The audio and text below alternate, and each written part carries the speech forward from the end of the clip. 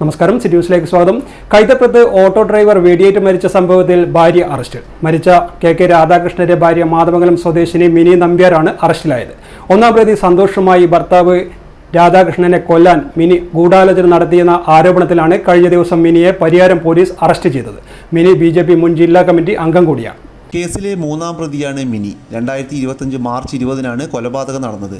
കൈതപ്പുറത്ത് പണിയുന്ന വീടിനുള്ളിൽ വെച്ച് രാധാകൃഷ്ണനെ സന്തോഷ് വെടിവെച്ച് കൊലപ്പെടുത്തുകയായിരുന്നു. അന്വേഷണത്തിൽ മിനി കൊലപാതകത്തിന് മുമ്പും ശേഷവും ഒന്നാം പ്രതി സന്തോഷിനെ ഫോണിൽ ബന്ധപ്പെട്ടിരുന്നതായി പോലീസ് അന്വേഷണത്തിൽ കണ്ടെത്തിയിരുന്നു. ഇതിന്റെ തെളിവുകൾ പോലീസ് ശേഖരിച്ചിട്ടുണ്ട്.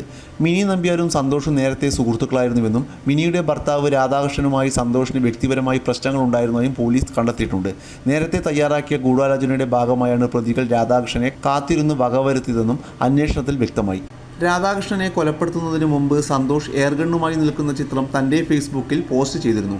അറസ്റ്റ് ചെയ്ത മിനിയെ ചോദ്യം ചെയ്യലിന് ശേഷം പയ്യന്നൂർ മജിസ്ട്രേറ്റ് കോടതിയിൽ ഹാജരാക്കി റിമാൻഡ് ചെയ്തു.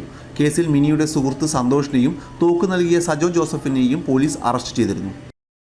കൂടുതൽ വാർത്തകൾ അറിയുവാൻ സിറ്റി ചാനൽ വാട്സ്ആപ്പ് ഗ്രൂപ്പിൽ ജോയിൻ ചെയ്യുക. അപ്പോൾ YouTube ചാനൽ സന്ദർശിക്കുക.